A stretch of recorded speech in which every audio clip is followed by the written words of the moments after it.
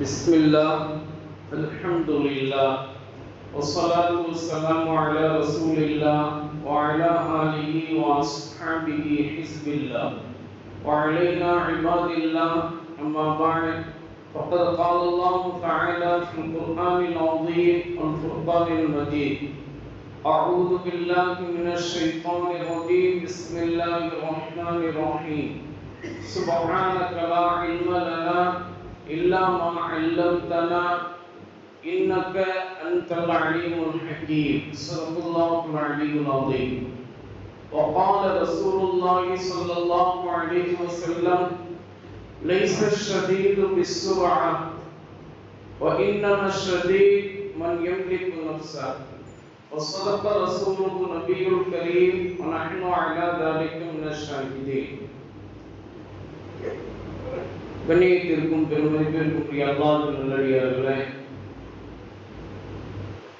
பாசத்திற்குரிய தாய்மார்களே, அன்பிற்குரிய சகோதர சகோதரிகளே, அல்லாஹ்வினுடைய மாபெரும் கிருபையினால் தஃசீருல் குர்ஆனில் கரீம் தற்போது 131வது வாரத்தை அடைந்திருக்கிறது.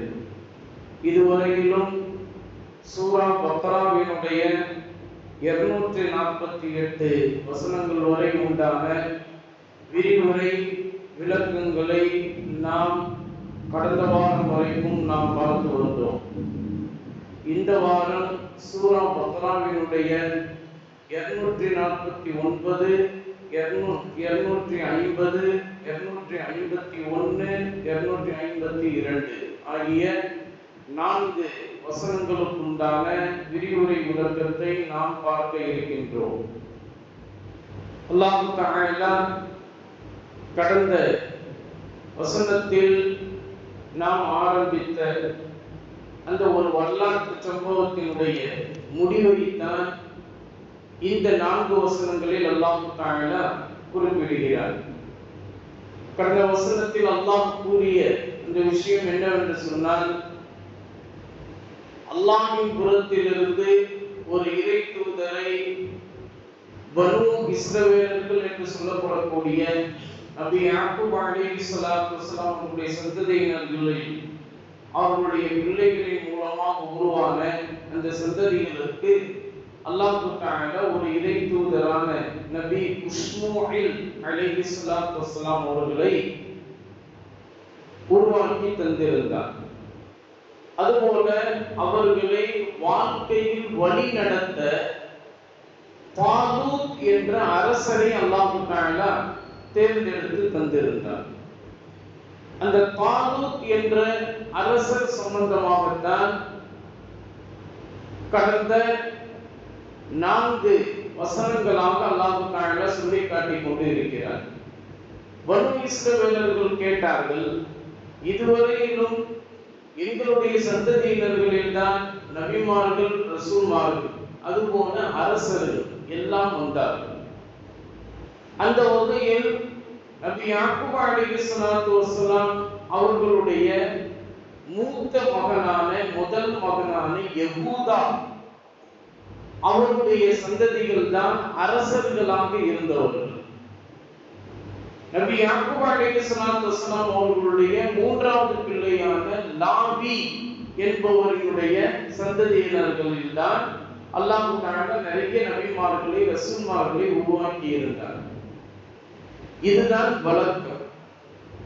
இந்த வழக்கத்திற்கு மாறாக இப்போது எங்களுக்கு அரசராக தாலூத் என்பவரை நீங்கள் தேர்ந்தெடுத்து இருக்கிறீர்கள். தாலூத் என்பவர் பனு இஸ்ரவேலர்கள் கட்டுப்பட்டவர் தான். ஆனால் அவர் நபி யாக்கூப் அலைஹிஸ்ஸலாத்து வஸலாம் அவர்களுடைய 2வது மனைவியான ராஹீலா என்பவரின் மூலமாக பிறந்த பென்யாமீன் என்கிற 2வது மகன் மூலமாக அந்த சந்ததியில் பிறந்தவர் தான் தாலூத். இது வழக்கத்திற்கு மாறாக இருக்கிறது. அதுவும் தாலூத் என்பவர் ஒரு ஆட்டு இடையனாக இருக்கிறார். பணங்காசுகள் எதுவுமே அவருக்கு கிடையாது. பரம ஏழை. எந்த அந்தஸ்தும் அவருக்கு கிடையாது. ஆனா எங்களை பாருங்க, பணம் காசுகள் அதிகமாக இருக்கிறது. எங்கள்கிட்ட கொட்டி கிடக்குது. உலகமே எங்க பின்னாடி தான். எங்களுக்கு மக்களிடத்தில் அந்தஸ்தும் செல்வாக்கும் புகழும் இருக்கிறது. எங்களில் ஒருவரை நீங்கள் தேர்ந்தெடுக்காமல் ஒண்ணுமே இல்லாமல் போன சபையை போய் தேர்ந்தெடுத்து நீங்க எங்களுக்கு அரசனாக ஆக்கி இருக்கிறீர்களே என்று அந்த பனு இஸ்ரவேலர்கள் கேள்வி கேட்டார். அப்ப நபி இஸ்மாயில் அலைஹிஸ்ஸலாத்து வஸ்ஸலாம் அவர்களுக்கு அவர்களுடைய அறிவிற்கு புரிவது போல் ஒரு பதிலை சொல்ல வேண்டும் என்பதற்காக அல்லாஹ் தஆலா வசனங்களை, கடந்த 4 வசனங்களை அல்லாஹ் தஆலா இறக்கி இருந்தார். ஒரு சமூகத்தை ஆளக்கூடிய ஆளுமை திறனோடு ஒரு நபர் தலைமை பதவிக்கு வர வேண்டும் என்று சொன்னால் அவருக்கு தேவை பணக்காசுகள் கிடையாது, அவருக்கு தேவை அந்தஸ்துகள் கிடையாது, அவருக்கு தேவை எல்லோரும் மதிக்கத்தக்க செல்வாக்கும் இருக்க வேண்டும் என்கின்ற விஷயங்கள் எல்லாம் எதுவும் கிடையாது. அதெல்லாம் உலகத்தார்கள் தான், உலகத்தை ஆசைப்படக்கூடியவர்கள் தான், உலகத்தை தேடியே ஒவ்வொரு நாளும் தங்களை அர்ப்பணித்துக் கொள்ளக்கூடிய அறிவில் குறைந்தவர்கள் தான் அப்படி தேர்ந்தெடுப்பார்கள். அறிவில் மிகுதியான எல்லோருக்கும் பெரிய அறிவாளியாக இருக்கக்கூடிய அல்லாஹ் உடைய தேர்ந்தெடுக்கக்கூடிய அந்த தன்மை என்பது ஒரு சமூகத்தை, ஒரு சமுதாயத்தை ஆளுமை திறனோடு நடத்தி செல்ல ஒரு அரசரை தேர்ந்தெடுக்க வேண்டும் என்று சொன்னால் அல்லாஹ் தஆலா 2 தகுதிகளை வைத்திருக்கிறார். 2 தகுதி. அவர்தான் தலைவராக இருக்கும், அவர்தான் தலைமை பதவிக்கு தகுதியானவர். என்ன 2?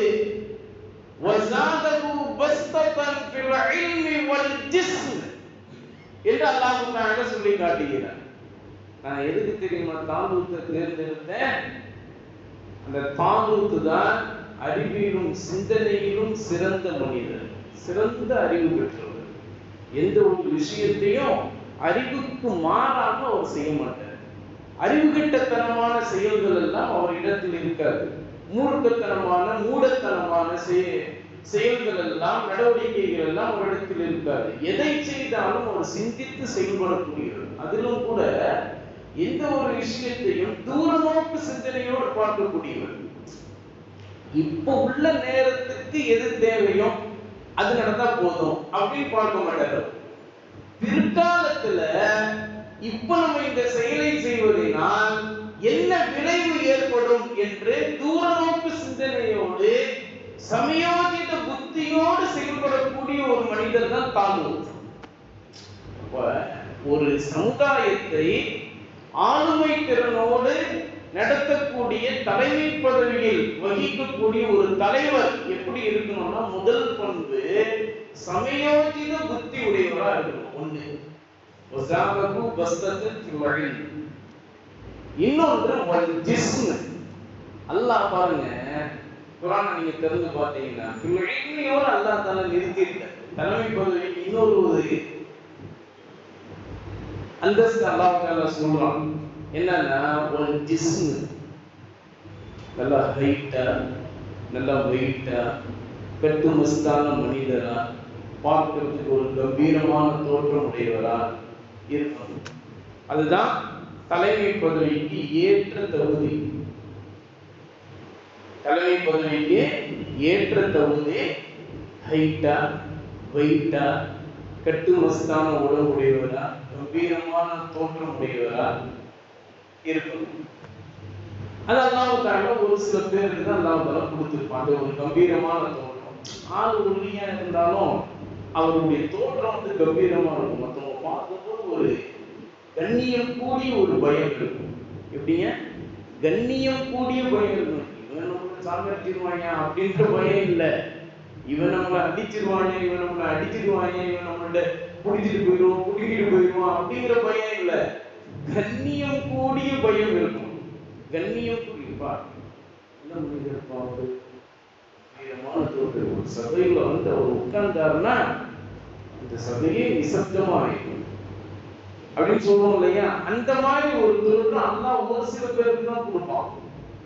அததான் அல்லாஹ் தஆலா இங்கே ஃபில் இல்மி வல் ஜிஸ்ம் என்று சொல்லிட்டு வல்லாஹு யுதி முல்கஹு மன் யஷா. அல்லாஹ் தான் விரும்பிய இது போன்ற நபர்களுக்கு தான் அரசாங்கம் பதவியை அரசுமே அல்லாஹ் தஆலா கொடுப்பான். அல்லாஹு வாசிஉல் அலீம். அல்லாஹ் விசாலமானவன், அல்லாஹ் எல்லாவற்றையும் அறிந்தவன் என்று சொல்லி அந்த கடந்த வசனங்களை அல்லாஹ் தஆலா கூறி காட்டியிருக்கிறார். அப்போ பனு இஸ்ரவேலர்கள் ஆமா இந்த ரெண்டு தகுதி நம்மிடத்துல இல்லை.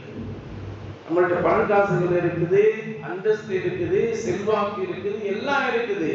ஆனா அல்லாஹ் சொன்ன அந்த ரெண்டு பண்பு தலைமை தரத்திற்கு தேவையான தலைமை பதவிக்கு தேவையான அந்த ரெண்டு பண்பு நம்மள்ட்ட யாருக்குமே இல்லை.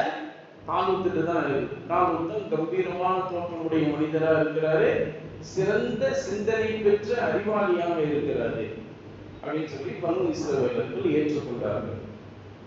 இப்ப அடுத்ததுதான் தொடங்க போகுது. அடுத்த சாப்டர் என்ன அப்படின்னா, தாலூத் அரசராயிட்டார்.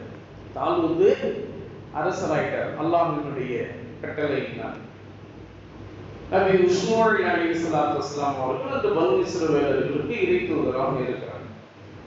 இப்ப தாலூத் வந்து பனு இஸ்ரவேலர்கள்ல எல்லாத்தையும் அழைத்து நம்ம இப்ப அல்லாஹ்வினுடைய கட்டளைப்படி ஜாலூத் என்ற மன்னனை எதிர்த்து, கொடுங்கோலனான மன்னனை எதிர்த்து நாம் இப்போது போர் செய்ய செல்வது என்பது நம் மீது கடமையாக இருக்கிறது. அதனால உங்கள நான் வந்து யார் போருக்கு தகுதியுடையவங்களாக இருக்கிறீர்களோ அவங்கள நான் தேர்ந்தெடுக்க போறேன் அப்படின்னு சொல்லி போரினுடைய வியூகங்களை அந்த பனு இஸ்ரவேலர்களுக்கு என்ன அப்படின்றத முதல்ல சொன்னார். சொல்லிட்டு அதன்படி 80,000 பேர், அதன்படி பனு இஸ்ரவேலர்கள்ல 80,000 பேர் தேர்ந்தெடுக்கப்பட்டு தாலூத் என்பவரோட ஜாலூத் என்ற கொடுங்கோலனான அந்த மன்னனை எதிர்த்து போரிடுவதற்காக செல்கிறார். இது எந்த இடத்தில் வைத்து நடந்தது? பலஸ்தீன் அதுபோல யுத்னான் என்று சொல்லப்படக்கூடிய இந்த இரண்டு இடத்திற்கும் மத்தியில் உள்ள பாலைவனத்தில் வைத்து இந்த போர் நடந்தது. அந்த பாலைவனத்துல இவங்க போன சமயம் வந்து கடுமையான வெயில். யாருமே அவ்வளவு சீக்கிரம் வந்து தாக்கு பிடிச்சு அங்க நின்று போரிடக்கூடிய அளவுக்கு உண்டான சக்தி பலம் வந்து மனிதனுக்கு இருக்காது. அந்த அளவுக்கு வெயில் சுள்ள நடிக்கும். களைப்பு வந்துடும். களைப்பு வந்துருச்சுன்னா ஒவ்வொருத்தரும் தண்ணீர் தாகத்தை தேடி ஓடி போவாங்க. தண்ணீர் தாகத்தை தேடி ஓடி போய் தண்ணி குடிச்சா கூட தாகம் நிற்காது. அந்த அளவுக்கு உண்டான சுடுபாலை மணல் கொண்ட அந்த பாலைவனம், சுடுபாலை மணல் கொண்ட அந்த பாலைவனத்துல இந்த போரை செய்யணுங்கிறது அல்லாஹ்வுடைய கட்டளை. 80,000 பேரை கூட்டு போறாங்க. கூட்டு போகும்போது அந்த பாலைவனத்துல அல்லாஹ்வுடைய அருள்னால ஒரு நதி இருந்துச்சு. அந்த நதியில பாத்தீங்கன்னா தண்ணி வந்து ரொம்ப குறையும். தண்ணி வந்து ரொம்ப குறையும். இப்ப அந்த தண்ணியை பார்த்தோம், 80,000 பேர் தண்ணி குடிக்கணுங்க. அந்த தண்ணியை பார்த்தா ரொம்ப குறைவு. உடனே அந்த கூட்டத்தார்கள் எல்லாம் வந்து நபி இஸ்மாயில் அலைஹிஸ்ஸலாத்து வஸ்ஸலாம் அவங்கள்ட்ட சொன்னாங்க, நபி இஸ்மாயில் அலைஹிஸ்ஸலாத்து வஸ்ஸலாம் அவர்களே, நீங்க தான் அல்லாஹ்வுடைய தூதர், உங்க துவா தான் அல்லாஹ்ட்ட ஏற்றுக்கொள்ள போறோம். நாங்கெல்லாம் சாதாரணமான மனிதர்கள். இப்போ எங்களுக்கு இந்த பாலைவனத்துல இருந்து நாங்க போரிடணும்னா தண்ணி எங்களுக்கு தேவை, நீங்க துவா செய்யுங்க அப்படின்னு நபி இஸ்மாயில் அலைஹிஸ்ஸலாத்து வஸ்ஸலாம் அவர்கள் துவா செஞ்சாங்க. யா அல்லாஹ், எங்களுக்கு தாகத்தை தீர்க்கும்படியான ஒரு நதியை உண்டாக்கித்தால், சுவையான நீர் ஓடக்கூடிய ஒரு நதியை உருவாக்கித்தான் துவா செஞ்சாங்க. நபி அவர்களுடைய அந்த துஆவின் பரக்கத்தினால் குறைவான தண்ணீர் கொண்ட அந்த நதி தண்ணீர் பெருக்கெடுத்து ஓடியது. அதான் நபியுடைய துவா. அதனாலதான் நபி சாதாரணமான மனிதர் அல்ல, நம்மை போன்றவர் அல்ல, அவர் நம்முடைய சிந்தனைக்கெல்லாம் அப்பாற்பட்டவர் அப்படின்னு நம்ம சொல்றோம் இல்லைங்களா? அந்த வகையில அவங்க செஞ்சவங்க.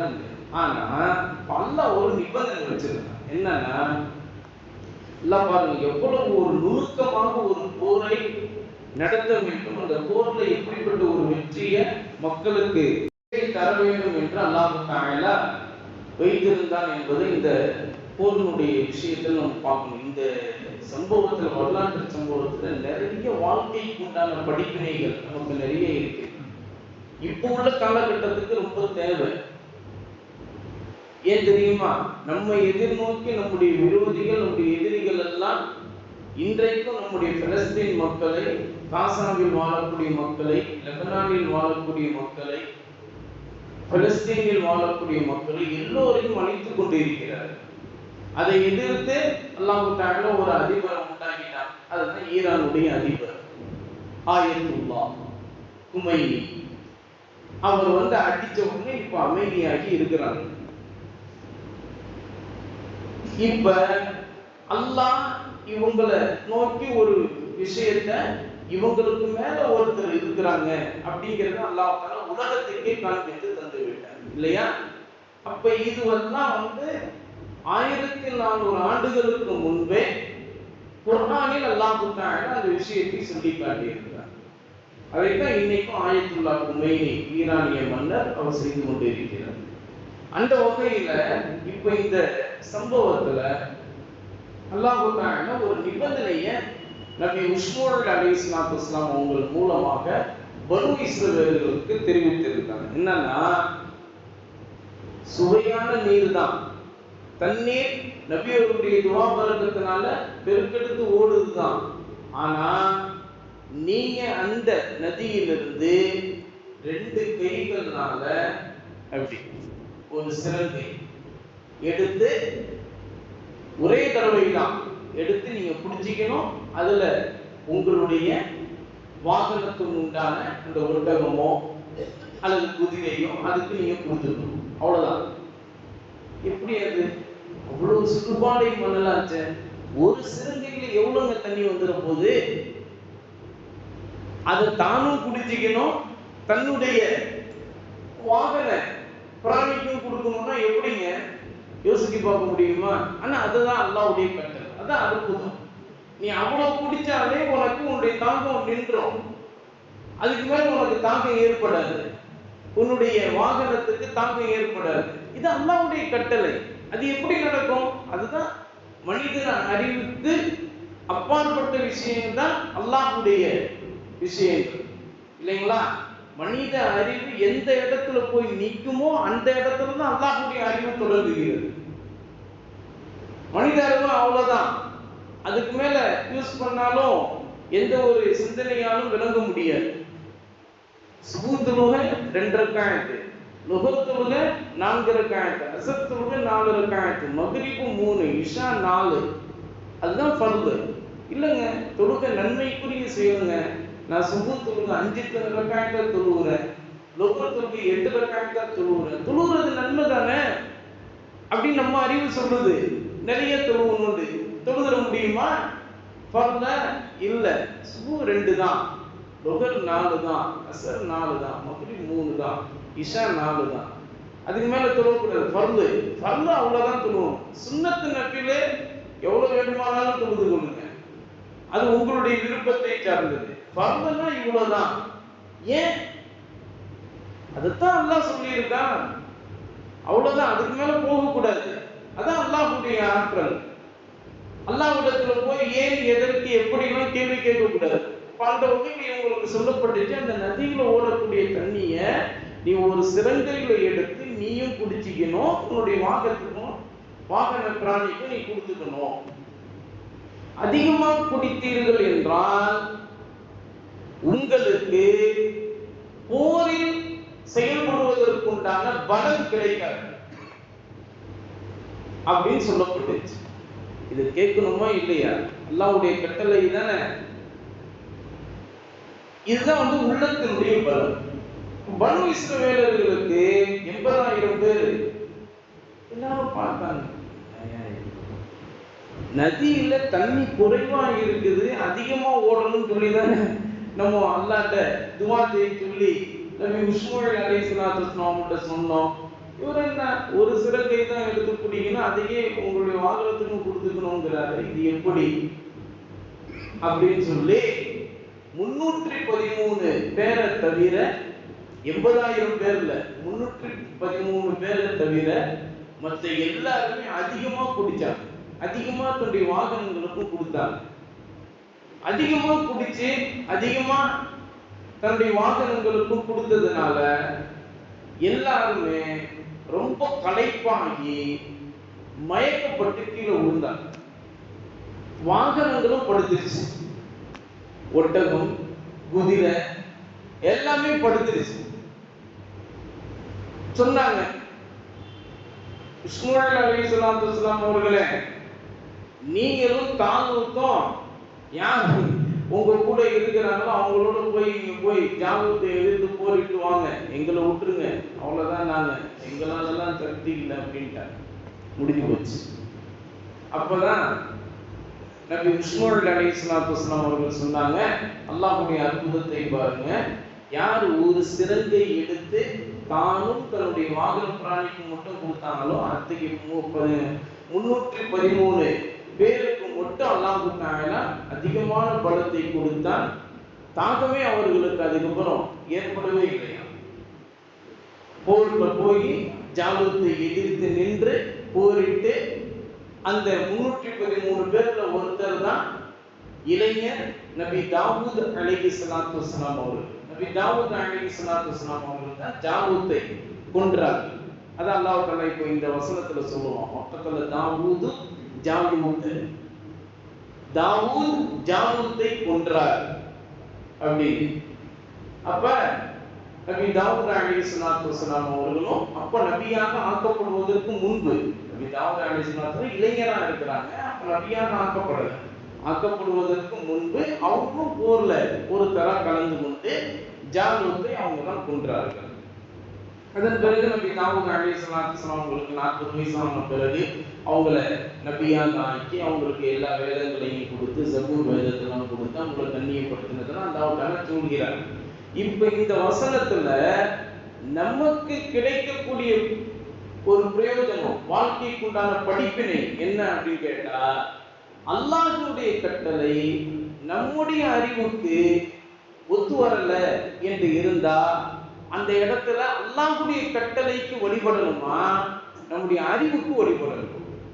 இதுதான் நம்ம இங்க பார்க்க வேண்டிய ஒரு விஷயம்.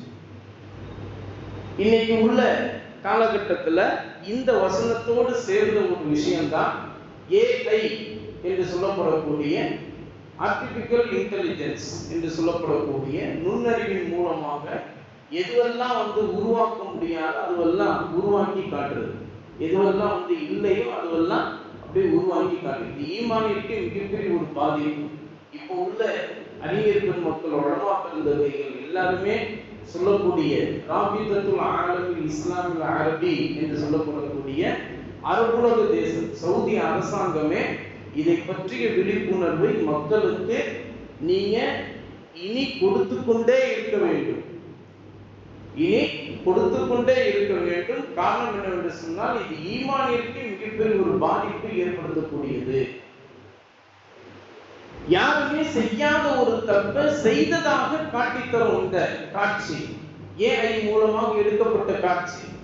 ஒருத்தர் கொலை செய்திருக்கவே மாட்டாரு, ஆனா கொலை செய்யணும்னு அவர் கோபத்துல பேசியிருப்பாரு. இப்ப இதை கேட்ட ஒருத்தன் அவன் கொலை செய்ததாக ஒரு காட்சியை எடுத்து கொண்டு வரலாம். எதன் மூலமா?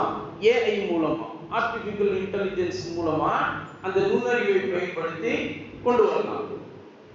கொண்டு வந்து காட்டிட்டாங்கன்னா இப்ப அவன் என்ன செய்வான்? நிரபராதி, ஆனா தண்டிக்கப்படுவான். ஏன்? காட்சி இருக்குது, வீடியோ காட்சி, இதான் ஆதாரம் அப்படின்னு சொல்லி காட்டணும் இல்லையா? இப்படி ஒவ்வொன்றாக நம்ம யோசித்து எடுக்கணும்னு சொன்னா இப்ப இப்படி எல்லாமே ஈமானிற்கு மிகப்பெரிய ஒரு பாதிப்பை ஏற்படுத்தக்கூடியது. கடைசியில என்ன வந்துரும்? இதன் மூலமா அல்லாஹ் அர்ஷின் மீது இருக்கின்றான், அர் ரஹ்மான் அலல் அர்ஷி இஸ்தவா என்று நம்ம சொல்றோம். அப்ப அந்த இது மாறிடும். அப்படியே அந்த இது அப்படியே இது மூலமா எடுத்து காட்டுவாங்க. அப்ப எல்லாருமே அதை பார்ப்பாங்க, மனசுல பதிப்பாங்க. அப்ப அதுதான் அல்லாஹ் அப்படின்னு விளங்கும். நஅூது பில்லாஹி மினன் நார். இதான் ஈமானிற்கு மிகப்பெரிய ஒரு பாதிப்பை ஏற்படுத்தக்கூடியது என்று அல்லாஹ் தஆலாவுடைய இந்த வசனங்களுடைய சம்பந்தப்பட்டு ராபித்துல் ஆலமில் இஸ்லாமில் அரபி என்று சொல்லப்படக்கூடிய அரபுலக தேசத்தினுடைய ஃபிக்ஹ் சட்டம், மார்க்க சட்டத்தின் அடிப்படையில் இன்றைக்கு இது போன்ற ஒரு விழிப்புணர்வை மக்களிடத்தில் கொடுத்தே ஆக வேண்டும். காரணம் என்னவென்று சொன்னால், வயோதிகர்களாக இருந்தாலும் சரி, நடுத்தர வயதுடையவராக இருந்தாலும் சரி, வாலிபராக இருந்தாலும் சரி, சிறியவர்களாக இருந்தாலும் சரி, எல்லோருமே இன்றைக்கு வலைத்தளங்களில் தடம் புரண்டு செல்லக்கூடியவர்களாக இருக்கிறார்கள். நம்ம பிள்ளைங்க நமக்கு தெரியாத விஷயங்களை எல்லாம் செல்லுல எடுத்து காட்டுதுங்களா இல்லையா? பாப்பா, உங்களுக்கு தெரியாத ஒரு விஷயம் என்கிட்ட கொடுங்க செல்ல, நான் உங்களுக்கு எடுத்து காட்டுறேன் சொல்றானா இல்லையா? நம்ம புள்ள நம்மள என்ன செய்யறோம்? பரவாயில்ல, உன் அறிவு அல்ல, நம்ம காசு கொடுத்து படிக்க வைக்கணும் ஸ்கூல்ல, கான்வென்ட்ல. என் புள்ள நல்லா அறிவாளியா இருக்கானே, பரவாயில்லையே அப்படின்னு சந்தோஷப்பட்டு நம்மளும் என்ன செய்யணும்? அவங்க கூட சேர்ந்து விளையாட ஆரம்பிச்சிருக்கோம் இல்லையா? நம்ம அவனுக்கு சொல்லி கொடுக்கறது இல்லை. எப்பா இதெல்லாம் காட்டுறிய, குர்ஆன் ஓத தெரியுமா? குர்ஆன் உள்ள சூறாக்கள்லாம் உனக்கு மனப்பாடமா இருக்கா? அல்லாஹ்னா யாரு? அல்லாஹ்வின் தூதர் யாரு? என்ன திக்ரு செய்யணும்? என்ன தஸ்பீஹ் செய்யணும்? குர்ஆன்ல அத்தஹியாத் ஓதுறிய, தொழுகையில அத்தஹியாத் ஓதுறிய, அத்தஹியாத் ஓதி காட்டுப்பா அப்படின்னு என்னைக்காவது கேட்டிருக்குமா நம்ம பிள்ளைங்கள்ட்ட? என்ன கேட்கிறோம் நம்ம பிள்ளைங்கள்ட்ட? இந்தப்பா அது அந்த படத்தை எடுத்துக்காட்டு, அந்த காட்சியை எடுத்துக்காட்டு கேட்கிறோம். குர்ஆன்ல இந்த சூறாவை எடுத்து ஓது, மனப்பாடமா ஓது என்னைக்காவது கேட்டிருக்குமா? கேட்க மாட்டோம். புள்ள தூங்குறான், மதரசாக்கு போவாங்க, ஏன்டா மதரசாக்கு போல கேட்கிறோமா? கேட்க மாட்டோம். அதுவே ஸ்கூலுக்கு போல, ஏன்டா ஸ்கூலுக்கு போல அப்படின்னு அடிக்க போறோம் இல்லையா? அதுதான் ஸ்கூலுக்கு கொடுக்கிற மதிப்பு, மதரசாவுக்கு கொடுக்கிற கேவலம் இல்லைங்களா? நீங்க நம்மள்ட்ட அந்த மாதிரி ஒரு செயல் வந்துருச்சு. இதான் ஈமானிற்கு பாதிப்பு. அதைத்தான் அவங்க சொல்றாங்க. அதைத்தான் அல்லாஹ் தஆலா இந்த வசனத்தின் மூலமாக உணர்த்தி காட்டுகிறார். அல்லாஹ்வுடைய கட்டளைக்கு வழிபட்டு நடந்த 313 நபர் குறைந்த கூட்டம் தான். ஜாலூத்திட்ட எவ்வளவு பேர் இருந்தாலும் தெரியுமா? 3000 பேர் இருந்தார். 313 பேரை வச்சு 3000 பேரை எதிர்த்து போரிட்டு அந்த போரில் வெற்றி பெறுகிறார். இது என்னமோ இது நம்ம முஹம்மது ஸல்லல்லாஹு அலைஹி வஸல்லம் அவங்களுடைய சமூகத்தில் வந்த பத்ர் சஹாபாக்களுடைய இது மாதிரி தெரியுது அப்படின்னு நமக்கு விளங்குது இல்லையா? இந்த போரினுடைய அடிப்படையில் தான் பத்ர் யுத்தம் நடந்தது. இந்த போர் நடந்து 2000 வருடங்களுக்கு பிறகுதான் நபி ஸல்லல்லாஹு அலைஹி வஸல்லம் பிறகுறாங்க. நபி ஸல்லல்லாஹு அலைஹி வஸல்லம் அவர்களுடைய காலகட்டத்தில் நடந்த பத்ர் யுத்தமே அதுக்கு பிறகுதான் நடக்குது. இந்த போர் தான் அசல். இந்த போரினுடைய அசல் விஷயத்தை வச்சுதான் அல்லாஹ் தஆலா பத்ர் யுத்தத்தை அது போன்ற ஒரு காட்சியை அல்லாஹ் தஆலா உருவாக்கி தந்தார். 3000 பேரை எதிர்த்து 313 சஹாபாக்கள் நபி ஸல்லல்லாஹு அலைஹி வஸல்லம் அவர்களோடு சேர்த்து 313 பேரை வச்சு பத்ர் யுத்தத்தில் மிகப்பெரிய ஒரு வெற்றியை அல்லாஹ் தஆலா தந்தார். இந்த போரின் அடிப்படையில் அதான் குர்ஆனுடைய விரிவுரையாளர்கள் நமக்கு சொல்லி காட்டுகிறார்கள். அந்த வகையில அப்ப போரில் வெற்றி பெறுவதற்கு அதிகமான கூட்டம் இருக்க வேண்டும் என்பது அவசியம் இல்லை. உள்ளத்தினுடைய பலம் கொண்ட திக்ரினால், தஸ்பீஹினால், தொழுகையினால், வாழ்க்கையினுடைய நேர்மையினால், ஹலால் ஹராமை பேணி நடந்ததால் உருவாகக்கூடிய உள்ளத்தினுடைய பலம் இருக்குதுல, இந்த உள்ளத்தினுடைய பலம் கொண்ட 313 பேர் எதையும் தாங்குவார்கள். எதையும் தாங்கக்கூடிய இதயம் கொண்டவர்கள். எவ்வளவு பெரிய ஒரு கஷ்டங்கள், எவ்வளவு பெரிய ஒரு சிரமங்கள் தந்தாலும் அல்லாஹ் என்னை காப்பாற்றி அருள் புரிவான் என்கின்ற திடமான ஒரு நம்பிக்கை அவர்களுக்கு உண்டு. ஆனா மத்த யாருக்குமே 80,000 பேர் மத்த யாருக்குமே இல்லை. அதனாலதான் அதிகமான தண்ணியை குடிச்சு அப்பவே சக்தி இழந்துட்டாங்க. ஆனா இந்த 313 பேரு இந்த கொஞ்சமா குடிச்சாலும் அல்லாஹ் நமக்கு சக்தியை தருவான், அல்லாஹ்வுடைய கட்டளை இதுதான் அப்படின்னு உறுதியான நம்பிக்கையோடு இருந்தாங்க. இதுதான் நம்முடைய இன்னைக்கு உள்ள அந்த வாழ்க்கைக்கு நமக்கு தேவை. ஹராம் ஒண்ணு நிக்குது, ஹலால் இன்னொன்னு இருக்குது. ஹராம்ல சம்பாதிச்சா 2 கோடி வரும், ஹலால்ல சம்பாதிச்சா 2000 ரூபாய் தான் கிடைக்கும். அப்படின்னா நம்ம எதை தேர்ந்தெடுப்போங்க? கோடியா 1000? எதை? கோடியை தான் தேர்ந்தெடுப்போம் இல்லையா? அப்ப நம்ம என்ன சொல்லுவோம் அப்படின்னா, நான் அல்லாட்ட போய் பதில் சொல்லிக்கிறேன், உலகத்துல தானே நான் அல்லாட்ட போய் பதில் சொல்லிக்கிறேன் சார், அப்டேட் என்னமோ அதுதானே. 2 கோடி கிடைச்ச 2000 அப்படி இல்லை. அந்த 2000-ல் அல்லாஹ் தஆலா 2 கோடி கிடைத்தால் என்ன உங்களுக்கு இந்த உலகத்தில் கிடைக்குமோ, இந்த தேவைகள் எல்லாம் நிறைவேறுமோ, அதுவெல்லாம் இந்த 2000-ல் அல்லாஹ் தஆலா உண்டாக்கி அருள் புரிவான். இன்றைக்கு நம்ம கண்கூடாக பார்க்கிறோம் அல்லவா? நம்ம ஒவ்வொரு மாதமும் நம்முடைய ஆலிம் பெருமக்களை தவிர மற்ற எல்லாரும் லட்சக்கணக்கான காசு சம்பாதிக்கிறாங்க. ஆனா ஆலிம் பெருமக்கள் 1000-ல் தான் இருக்கிறார்கள். 1000-ல் இருக்கக்கூடியவர்களும் வாழ்கிறார்கள். 100 ரூபாய் சம்பாதிக்கிறவனும் வாழ்றான், 100 கோடி சம்பாதிக்கிறவனும் வாழ்றான். ஆனா யார் நிம்மதியா இருக்கிறார்? ஏன் அந்த நிம்மதி கிடைக்குது? காரணம் என்ன? அல்லாஹ்வின் மீது உண்டான மிகப்பெரிய ஒரு நம்பிக்கை, அல்லாஹ்வின் மீது உண்டான அசைக்க முடியாத ஒரு நம்பிக்கை. அதைத்தான் இந்த இடத்துல இந்த 313 பேரும் இஸ்மாயில் அலைஹிஸ்ஸலாத்து வஸ்ஸலாம் அவங்கள்ட்ட அல்லாஹ்வுடைய கட்டளைக்கு நாங்கள் வழிபடுகிறோம், நாங்கள் உங்க கூட இருப்போம், நீங்க வாங்க. குறைந்த கூட்டமாக இருந்தாலும் அதிகமான கூட்டத்தினரை எதிர்த்து அல்லாஹ் தரக்கூடிய பலத்தோடு நாங்கள் போரிடுகிறோம், அல்லாஹ் நம்முடன் இருக்கிறார், பொறுமையாளர்களுடன் இருக்கிறார் என்று சொல்லி கூட்டிட்டு போனாங்க. கூட்டிட்டு போய் அந்த இடத்துல நடந்த அந்த விஷயத்தை அல்லாஹ் தஆலா குர்ஆனில் சொல்லி தருகிற போது ஒரு துஆவையும் அல்லாஹ் தஆலா சொல்லி தருகிறார். அழுத்தமான ஒரு துஆ. குர்ஆனுடைய விரிவுரையாளர்கள் சொல்றாங்க, எதிரிகளை எதிர்த்து போரிடுகிற போது அல்லது நம்முடைய வாழ்க்கையில வியாபாரத்திலேயோ அல்லது மற்ற விஷயங்களிலேயோ நம்ம மேல உள்ள பொறாமைக்காரர்கள் நம்மை எதிர்த்து ஏதாவது ஒரு வேலையை, உள் வேலையை ஏதாவது செஞ்சுக்கிட்டு இருக்கிறாங்கன்ற ஒரு பயம் நமக்கு ஏற்படுது அப்படின்னா இந்த துஆவை கேட்கிற போது அவர்களுக்கு அல்லாஹ் தஆலா உதவி புரிவான். குர்ஆனுடைய விரிவுரையாளர்கள் சொல்லக்கூடிய அனுபவபூர்வமான இந்த துஆவை நபி ஸல்லல்லாஹு அலைஹி வஸல்லம் அவருடைய காலகட்டத்தில் சஹாபாக்கள் அத்துணை பேரும் எதிரிகளை நோக்கி நிற்கிற போது இந்த துஆவை செய்துதான் அவர்களுடைய கால்கள் நடுங்காமல் ஸ்திரமாக நின்று எதிரிகளை வென்றார்கள். அப்படிப்பட்ட ஒரு துஆவையும் அல்லாஹ் தஆலா இந்த வசனத்தில் சொல்லி காட்டுகிறார். பாருங்க, அஊது பில்லாஹி மினஷ் ஷைத்தானிர் ரஜீம், பிஸ்மில்லாஹிர் ரஹ்மானிர் ரஹீம்.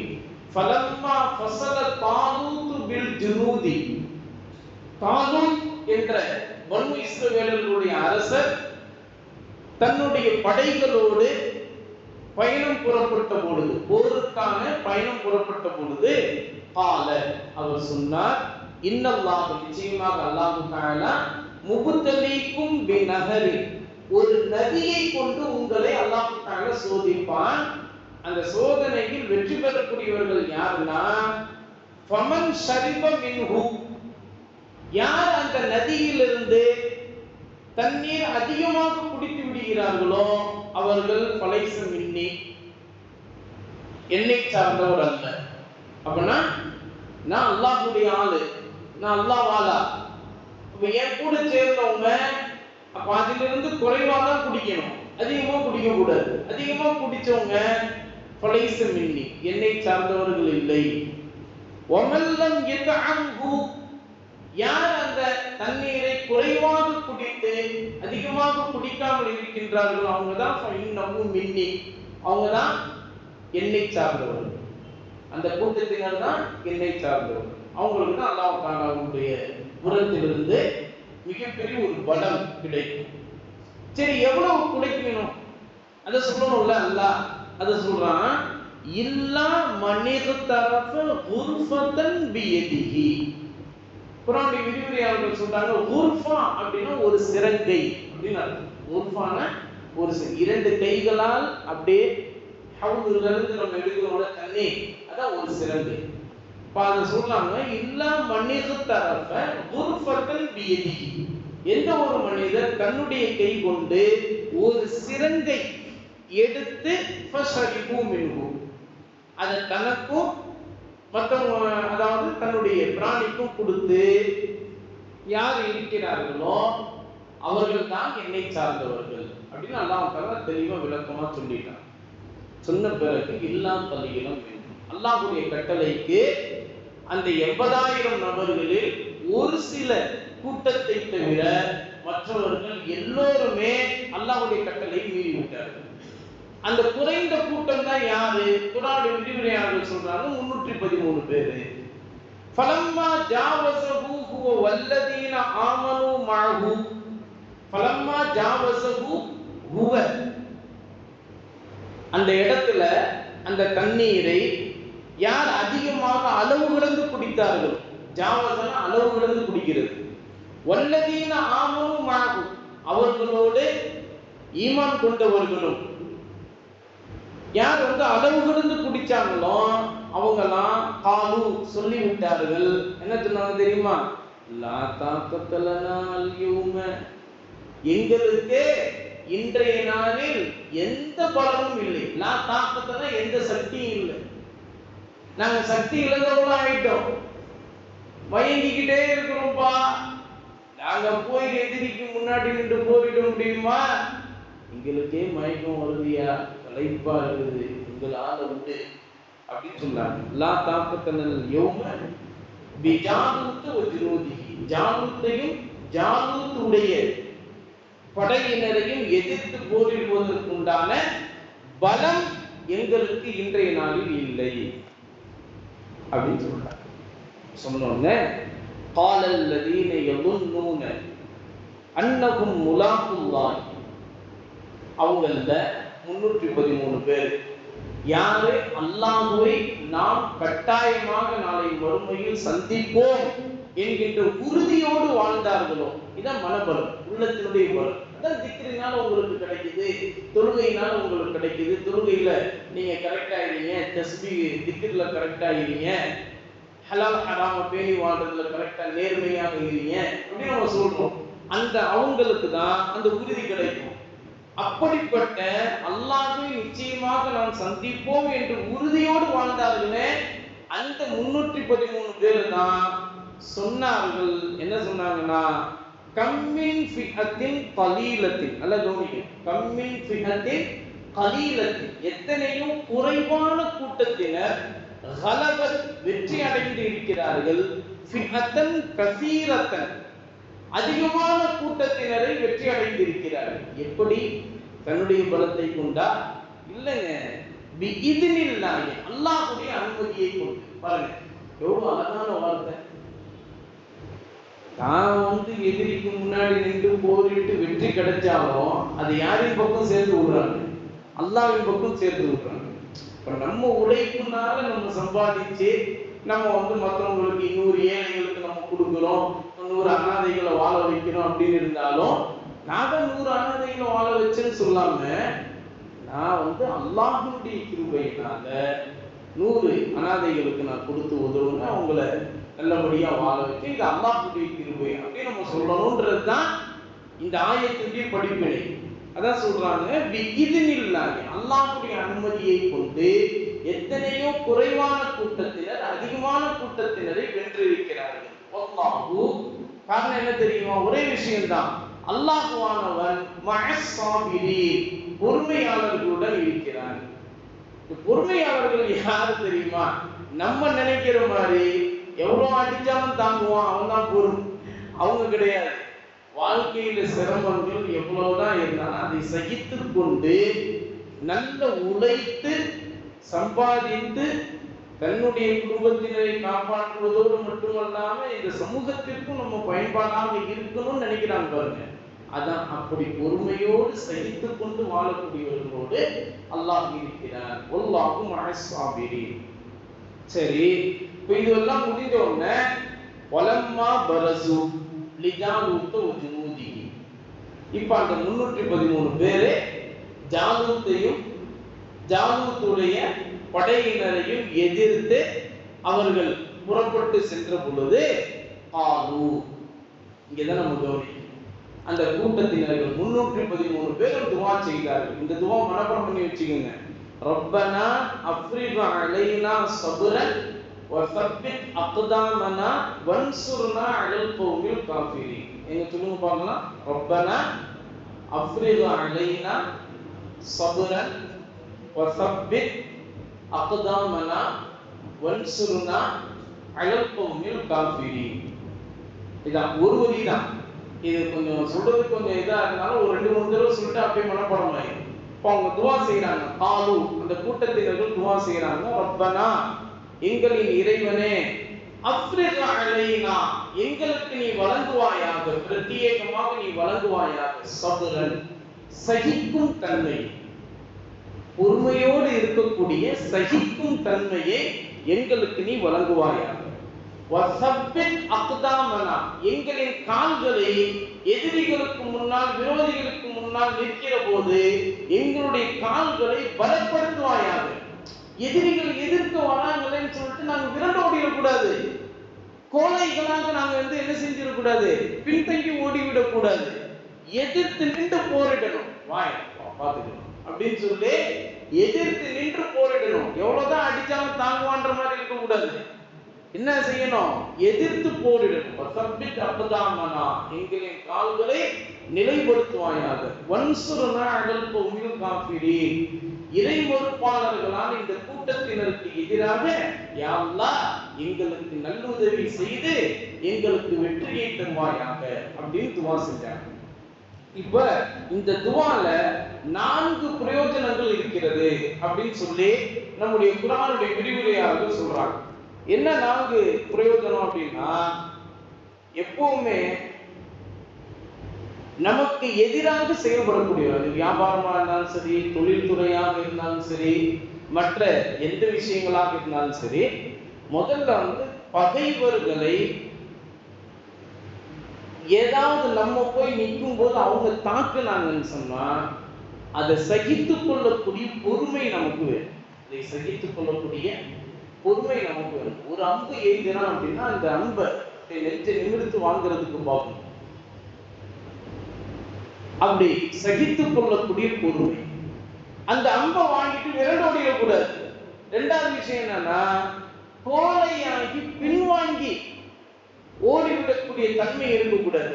என்ன செய்யணும்? ஸ்திரமாக நிற்கணும். நின்று அவனை எதிர்த்து போரிடணும். ஒரு அம்பு எய்கிறான்னா நம்ம 5 அம்பு எய்யும். அவன் 8 அடி பாண்ட நம்ம 16 அடி பாண்ட.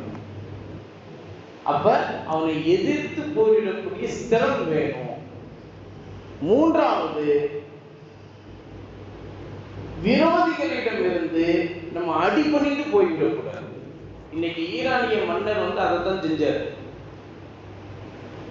எவ்வளவோ அவரை எதிர்த்து போரிடக்கூடிய நாடுகள்லாம் போரை நிறுத்திடு, இல்லைன்னா ஈரானியை காலி பண்ணிடுவோம் அப்படின்னு சொன்னாங்க. ஈரானிய மன்னர் என்ன சொன்னார்னா, ஈரானை தொட்டுப்பார்,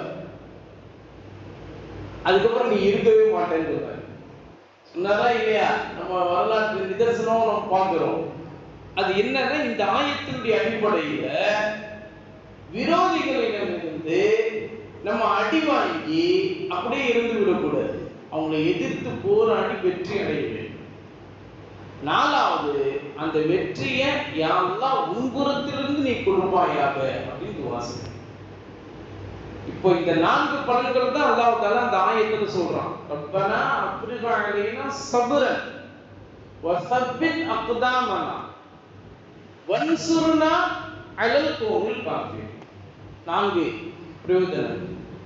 அதுதான் அல்லாஹ் தஆலா நம்முடைய வாழ்க்கையில எதிரிகள், விரோதிகள், கண்திருஷ்டி வைக்கக்கூடியவர்கள், பொறாமைக்காரர்கள் நம்முடைய முன்னேற்றத்தை, நம்முடைய வளர்ச்சியை பார்த்து இன்னைக்கு உள்ள காலகட்டத்தில் நிறைய பேர் அப்படிதான் இருக்கிறாங்க.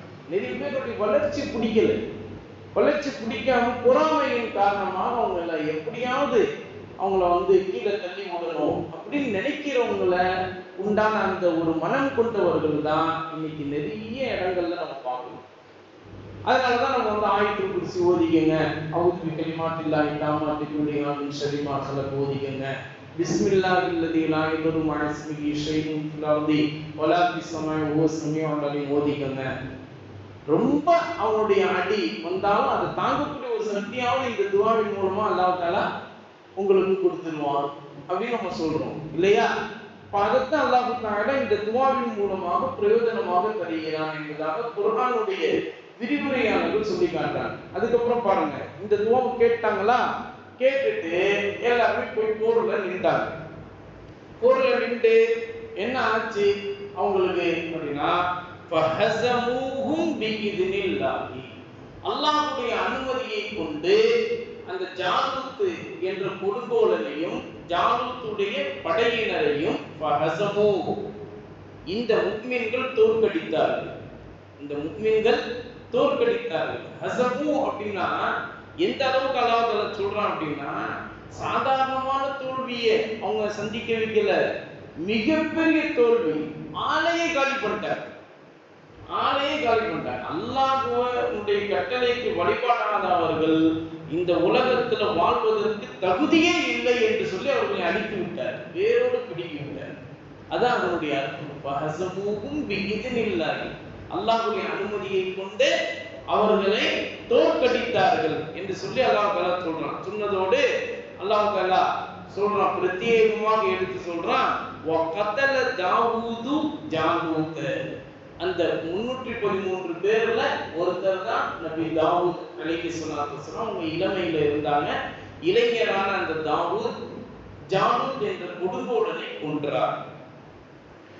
அதனால நபி தாவூத் அலைஹிஸ்ஸலாத்து வஸலாம் அல்லாஹ் தஆலா வஆதாஹுல்லாஹுல் முல்க, அல்லாஹ் தஆலா நபி தாவூத் அலைஹிஸ்ஸலாத்து வஸலாம் அவர்களுக்கு அரசாளும் பதவியை அல்லாஹ் தஆலா கொடுத்தார். அதனால நபி தாவூத் அலைஹிஸ்ஸலாத்து வஸலாம் மிகப்பெரிய ஒரு அரசராக திகழ்ந்தவர். மிகப்பெரிய அரசர், எத்தனை பிரச்சனைகளுக்கு தீர்வு சொன்ன ஒரு அரசராக இந்த உலகத்தில் வாழ்ந்த அரசர்களில் முதன்மை பெற்றவராக நபி தாவூத் அலைஹிஸ்ஸலாத்து வஸலாம் இருக்காங்க. அது மட்டும் இல்லாம ஒரு ஹிக்மத் அல்லாஹ் தஆலா சொல்றான், நம்ம அவருக்கு ஹிக்மத் என்கின்ற நபித்துவ பதவியை அல்லாஹ் அவர்களுக்கு கொடுத்தார் என்று அல்லாஹ் தஆலா சொல்றான். அதனால தான் நபி தாவூத் அலைஹிஸ்ஸலாத்து வஸலாம் அதோடு மட்டுமல்லாம முதலாக வேதம் கொடுக்கப்பட்ட அந்த நபர்கள்ல எப்படி நபி மூசா அலைஹிஸ்ஸலாத்து வஸலாம் தௌராத் வேதம் கொடுக்கப்பட்டார்களோ, அது போல நபி தாவூத் அலைஹிஸ்ஸலாத்து வஸலாம் அவர்கள் ஜபூர் என்கின்ற வேதத்தை கொடுக்கப்பட்ட நபியாக அவங்க இருந்தாங்க, ரசூலாக அவர்கள் இருந்தார்கள். அதுக்கப்புறம் தான் ஈசா அலைஹிஸ்ஸலாத்து வஸலாம் அவர்களுக்கு இன்ஜீல் வேதமும், அதுக்கப்புறம் முஹம்மது ஸல்லல்லாஹு அலைஹி வஸல்லம் அவர்களுக்கு குர்ஆன் என்கின்ற குர்ஆன் வேதத்தையும் அல்லாஹ் தஆலா கொடுத்தார் இல்லைங்களா? இது நமக்கு அடுத்து வரக்கூடிய செய்தி. விஷயம் பாருங்க, வகதல தாவூது ஜாலூத், தாவூத் ஜாலூத்தை கொன்றார். வாதாஹுல்லாஹுல் முல்க வல் ஹிக்மத், அல்லாஹ் தஆலா அந்த தாவூதிற்கு அரசாளும் பதவியையும் தத்துவம் என்கின்ற நபித்துவத்தையும் அதற்கான வேதத்தையும் அல்லாஹ் தஆலா அவர்களுக்கு கொடுத்தார். கொடுத்துட்டு வஅல்லமஹு மிம்மா யஷாஉ, அவர் விரும்பிய அனைத்து ஞானங்களையும் அல்லாஹ் தஆலா நபி தாவூத் அலைஹிஸ்ஸலாத்து வஸலாம் அவர்களுக்கு கற்றுக் கொடுத்தார். நல்லா கவனிக்கணும், நபி தாவூத் அலைஹிஸ்ஸலாத்து வஸலாம் அவர்களுக்கு அவங்க விரும்பிய எல்லா கல்வியையும் அல்லாஹ் தஆலா கற்றுக் கொடுத்தார். அவங்க விரும்பிய கல்வி என்ன தெரியுமா? ஜபூர் வேதம் ஓதும் போது அழகிய குரலால் நம்ம ஓதணும் அப்படின்னு நினைச்சாங்க. வாங்க சொல்லி முடித்ததும் ஒரு 2-3 நிமிடம்.